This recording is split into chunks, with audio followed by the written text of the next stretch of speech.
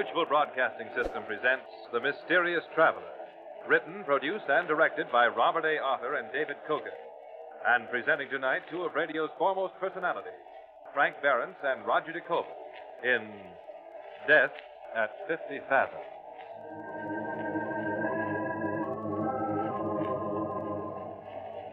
This is The Mysterious Traveler, inviting you to join me on another journey into the realm of the strange and the terrifying.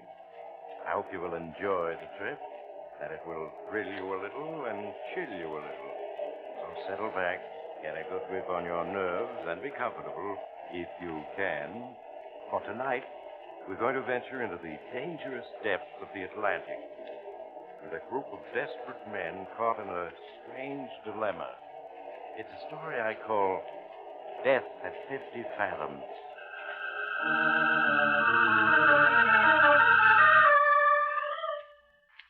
I suppose you've been reading the newspapers these last few weeks. You saw those headlines. Mystery sub sighted off Pacific coast, and traitor vanishes as mystery sub is sighted, and all the others. Well, Joe Briggs read them too, as well as heard the story one evening when he dropped into the corner bar near the radio repair shop. Total damage caused by the fire was close to $1 million. Hi, Joe. What'll it be? Give me a glass of rock beer. Okay, $1 coming up. Hey, what's that news commentator saying about a mystery sub? Let me listen to that. Official comment has come from the Navy Department. Accept the statement, we are investigating. One rumor insists that the appearance of the mystery sub is connected with former German dictator Adolf Hitler. According to unidentified sources, Hitler is hiding somewhere in South America and being supplied by submarines. However, official circles regard this story as being fantastic. This summary of the last-minute news has been brought to you by Mystery submarines. Hitler hiding in South America. What'll they think of next? Yeah, it's screwy, all right. But I could tell you a story that's even screwier. Huh? I know what happened to Hitler. And where he is now. Yeah? Yeah. I thought the Russians found his body when they captured Berlin. Well, maybe they found a body, but it wasn't his. Whose was it? A double. Hitler did try to get away by submarine, see? And no, you wouldn't believe it if I told you. Try me and see. Okay. Only, I never told it before, you see. Not even to my buddies when I was in the Navy. Why should I be called nuts and sent up for observation? So, don't believe me. Just call it, a story. And you can stand me a beer when I've finished, huh? All right, Joe. It's just a story. Check. Well, it began the night after the war in Europe ended. I was in the Navy then. I was a radio operator on board the destroyer Spindrift. It was late at night, and I was half asleep in the radio room, the receiver over my ears, when I heard it. A voice that seemed to come whispering out of no place. Hello? Can you hear me? Can anybody hear me? Please, if you can hear me. Voice faded out again. It was a German voice, talking English good. I turned the controls, and it came back, stronger. Hello? This is Oberleutnant Reiner of the undersea boat Wolf. Listen to me. Anybody who may be picking up this message, please listen. Nobody can help us. But it makes it easier to talk. Easier to face what's coming. Easier to face death. Yes, death. We are doomed, and we know it. And yet only yesterday we thought all danger was past. Yes, just yesterday afternoon, as we were cruising on the surface, recharging our batteries, we thought our mission was as good as accomplished. Captain Metz was on the bridge with our very special passenger, who called himself Schmidt, though of course we all knew who he was. A beautiful day, Captain. Particularly gratifying after our long submersion. Yes, Your Excellency. Pardon me, Herr Schmidt. You must not take the slightest risk as long as I am aboard, Captain Metz. We have lost, but I shall yet win. You hear?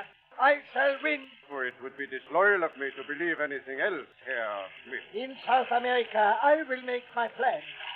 The world will think me dead.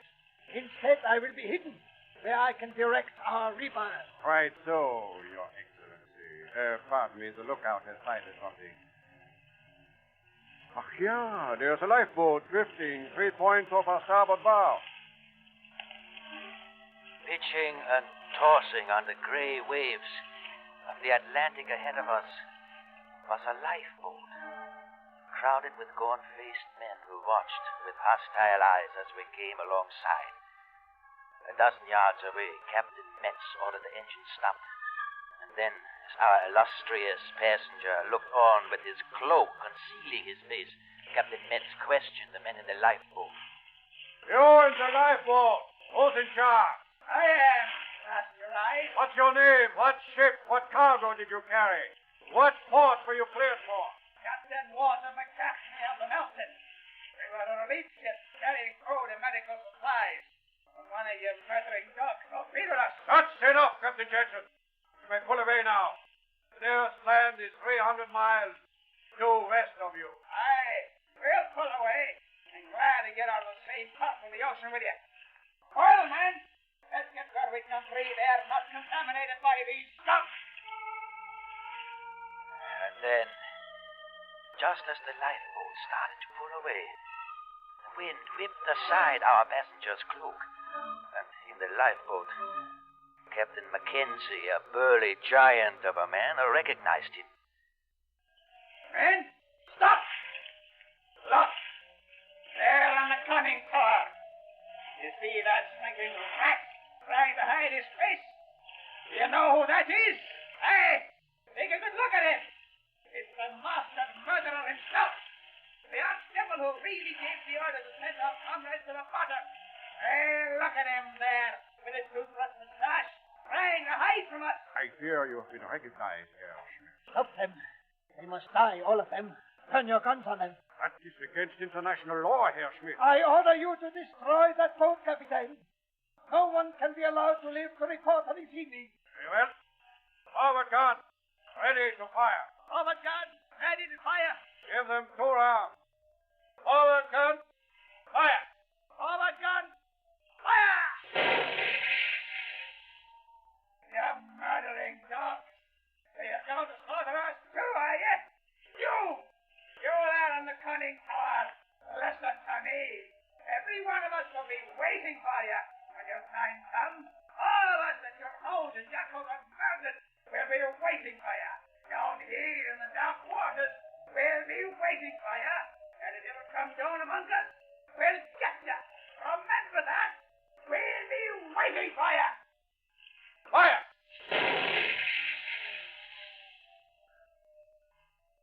They're gone. Yeah. And directly, there will be no eyewitness to tell of seeing you aboard a submarine in these waters, Herr Schmidt. The world must never guess I have left Germany. The whole future of the fatherland depends. What is that?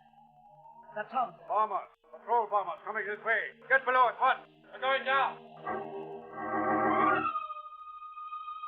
made a crash dive and fled into the concealing depths of the ocean. A few bombs exploded, but far away, the patrol planes were too late. Crisply, Captain Metz gave the necessary orders while our illustrious passenger looked on, his face pale. What's our depth, Wheeler? 75 feet, sir. Good. We were too fast for them. The bombs. They are coming closer. Oh, they've lost us. They're forming at random now. Yes, we are safely away. The depth, Wheeler? 90 feet, sir. 90 is enough. Level her. Level her, sir. We'll set our course at 180. Level her, I said. We're still diving. The leveling planes. He won't respond, sir. What? Eight of their jams, those operating motors have broken down. We are done. The bombs have come in fast. There wasn't a bomb close enough to break an egg. Miller, on deck. 120 feet, sir. Lieutenant Heiner, order half speed ahead. Half speed ahead. Lift to hand operation of the diving plane. And operation of the diving plane, sir. Now, level her.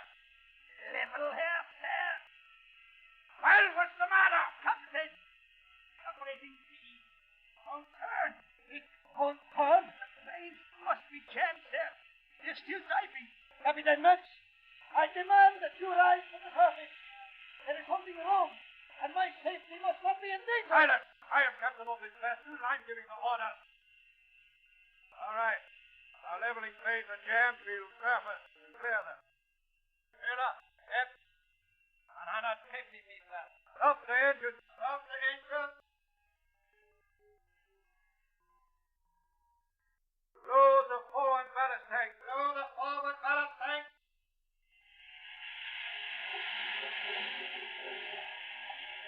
Our bow is beginning to come up, sir. We are leveling off. Hold her as she is. Hold her as she is. Miller, how fast are we going up? Not rising at all, sir. That's surprising. We must be. It's diving. 20 feet a minute. According to the gauges, we are light, not heavy. We can't still be diving. Captain, I order you to take me to the surface immediately. Do you hear? I am just as interested as you in reaching the surface here, Smith. Blow the main ballast tank. Blow the main ballast tank.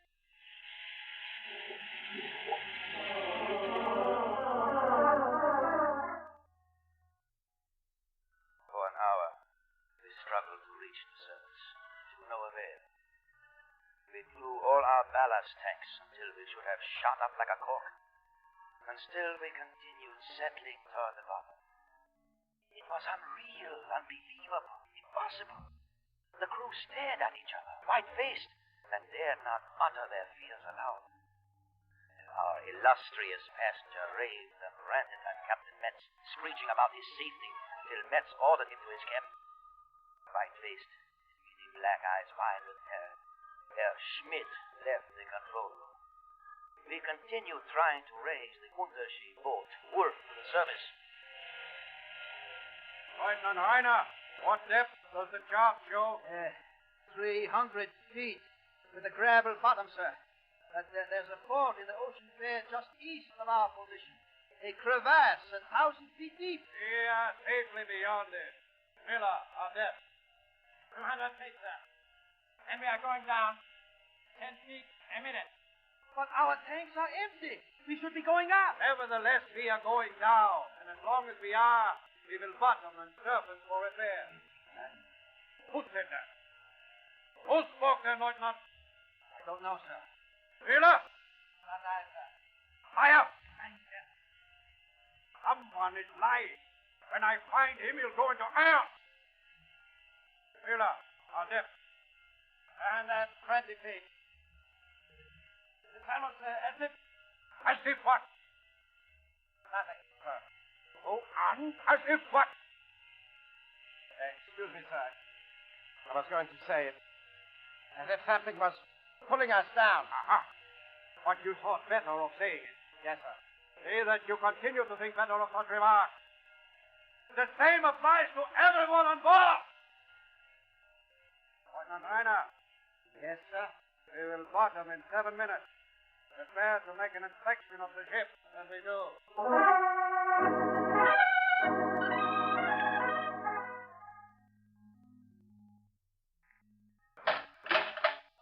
Well, Lieutenant?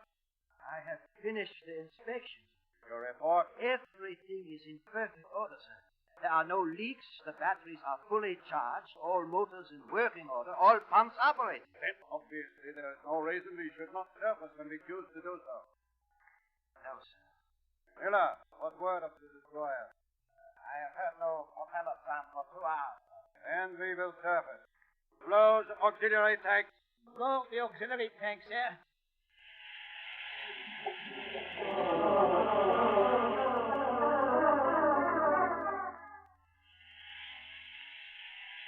All main and auxiliary tanks empty, sir. All tanks empty. Captain Metz, We have blown all our tanks, and we have not risen 1 inch. I am aware of it, Lieutenant Reiner. Do you take me for an imbecile? No, sir. It's just that it's impossible. Obviously, we are stuck on a mud bottom. But the bottom here is gravel. The chart says so. The chart is wrong. I say it's mud, you hear? Yes, sir. Mud. And so we will have to use the motors to pull ourselves free. Signal full speed ahead. Yes, sir. Full speed ahead.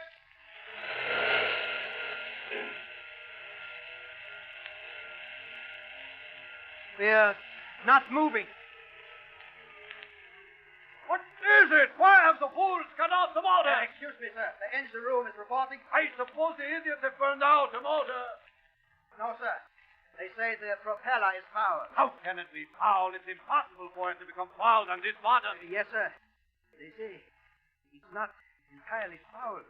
It will turn, but only very slowly. As if what? They say it turns as if a lot of hands were holding it to keep it from revolving. Fools! Imbeciles! When we get back to our base, I'll court-martial every man aboard. Got entangled in a little seaweed, that's all. We may be able to reverse the propeller and free it. Full speed astern, Lieutenant Reiner.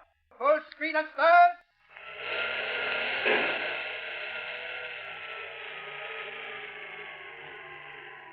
Well, now what? The engine room reports the propeller still fouled, sir. It turns as if something was holding it back. And to think that I, Ludwig von Metz, thought I had the finest submarine crew in the world. A pack of mewling infants. Captain! Captain Metz! Metz! Ah, Herr Schmidt. I trust you not to worry. Everything is quite under control. Captain Metz, in my cabin I have been hearing sounds. Sound, Your Excellency.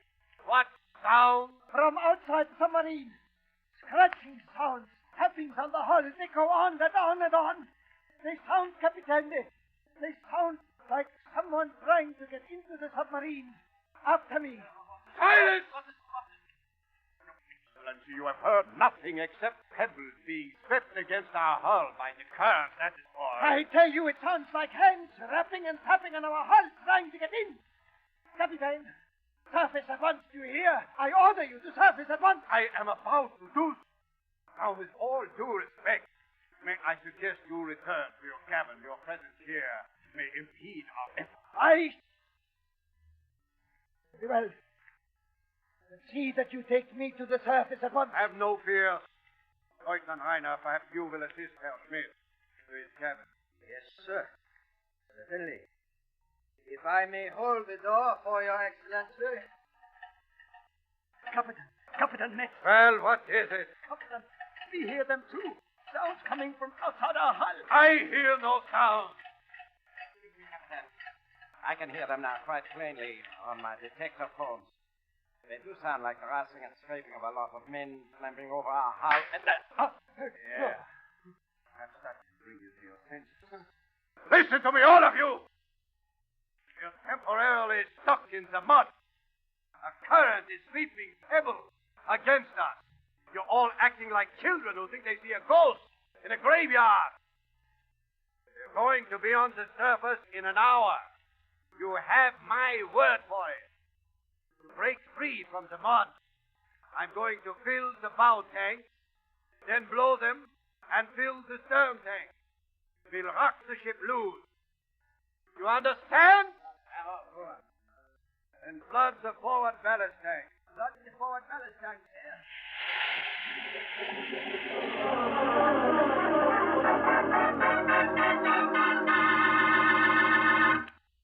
Captain Metz. Yeah, Herr Leutnant. The pumps are operating again. The failure was caused by Seaman Hans Jäger. Jäger? How? He went off his head and grabbed the pole of the main switch. The short circuit blew out the fuses and electrocuted him. How has all this reacted? Badly, sir. They are very nervous.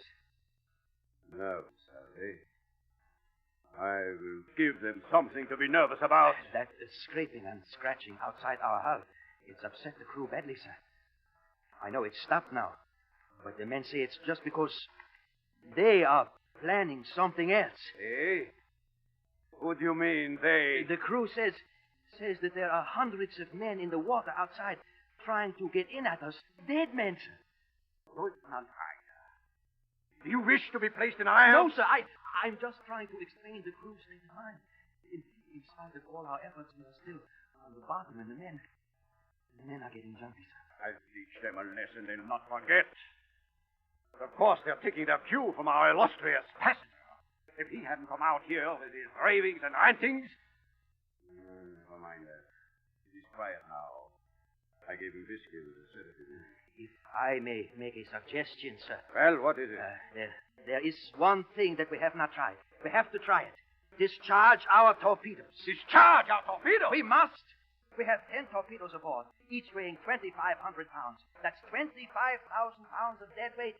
Get rid of that, and we have to rise. We have to. I see you are beginning to share the hysteria of the crew. However, I accept your suggestion. Order the discharging of the torpedoes to begin at once. Yes, sir. At once. We began discharging our torpedoes. 2, 3, 4. And then the Wolf moved. It jolted and moved, but not upward toward the surface. To my horror, as I watched the gauges, we began to move downward. 50 feet, 60 feet. We slid ever deeper into the ocean's depths, as if down a steep slope on the bottom.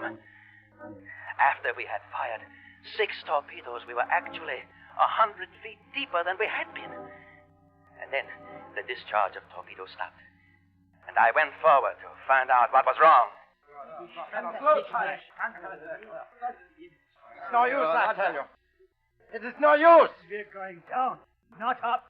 Down. What's going on here?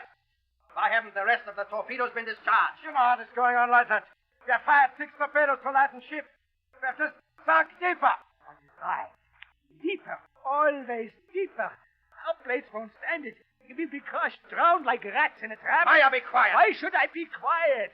We all know our tanks are empty. We should have been on the surface long ago. We're being held down by 1,000 dead men, crawling all over us, scratching at our plates, trying to get in. They've come from all over the 7 seas just to hold us down, just to see if we don't get away. Listen. Listen to them. You can hear them now. Listen. Maya, come to your senses. It's only our plates groaning under the pressure. Hey, listen. You know better. We all know better. Who dragged us down here to the bottom?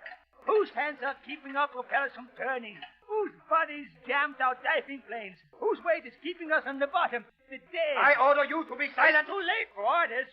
There's only one way we can escape. Give them the dead outside the man they want. They want our passenger, the one who calls himself Herr Schmidt. We all know who he is, and so do they. Oh, and they've come to get him. You are under arrest. Grab him, you men. Listen, all of you. Let us go get this Herr Schmidt, put him in the torpedo tube, and send him out to the dead, outside. Let them have him. Then they let us go free. It is our only hope. Fire! Captain Knight. I heard your interesting little speech just now. And this is my answer. Captain Knight. Does anyone else want the same medicine?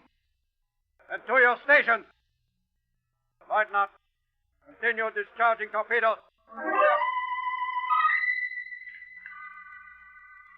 That was many hours ago. We discharged all our torpedoes. And we are still on the bottom. Every few minutes we slip a little deeper down a slope that is bringing us ever closer to the 1,000-foot chasm in the ocean bed. The crew truly believes that we are being dragged toward it by thousands of dead men who have gathered outside, drawn here by their hatred for our passenger, a hatred so great even death cannot quench it. Perhaps they are right. Certainly Herr Schmidt believes it himself. He is in the next cabin. Captain Metz has locked him in. Perhaps if I hold this microphone close to the bulkhead, you can hear him. Captain Metz, do something. I order you to do something. They're outside. They're clawing at the hull to get at me. Captain, save me. I order you you. You must let me die, Capitan. Capitan Ned. That is enough. He makes an unlovely spectacle. Our illustrious passenger as death approaches. Though no one can save us, there is comfort in knowing that somewhere, some human ear is hearing me. Another lurch, then. We must be on the very edge of the crevasse. It is truly as if many hands were remorselessly pulling us towards our doom. The hands of the dead. It is a fantastic thought. And yet, when one is hated as our passenger is hated, by hundreds of millions of the living and tens of millions of the slain, who can tell? There is also the curse Captain Mackenzie in the lifeboat uttered just before he died. Just a moment ago, a sharp tapping came against our hull, as if someone was tapping against it with a rock. Listen. That tapping is in international code. It's a message from outside. A message from someone outside the submarine at a depth of 400 feet. And no living man could be sending it. What does it say? I will tell you. Another lurch. And now, listen fast. We are going down into the great crevasse. 450 feet. 500 feet. In a moment, this submarine will crumple like a child's toy. But first, the message. It says, "We are waiting for you, Adolf Hitler. We are waiting for you, Adolf Hitler." That's the message we are receiving 500 feet deep in the ocean. And now, our planes are cracking. We're done for!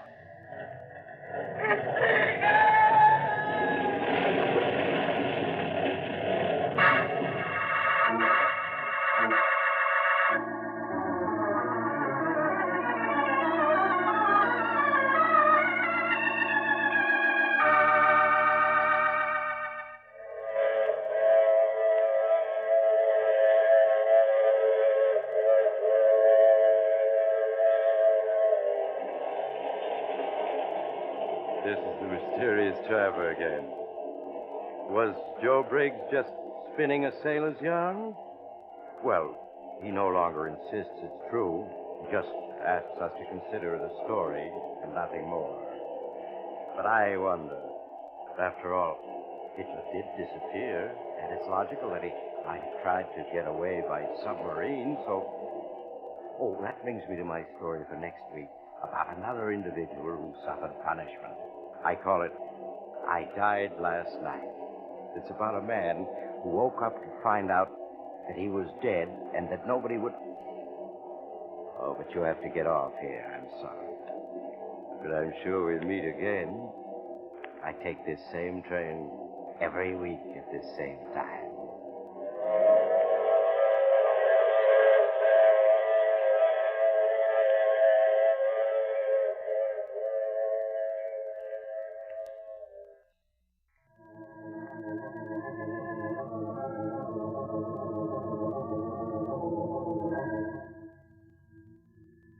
You have just heard The Mysterious Traveler, which is played by Maurice Tarplin.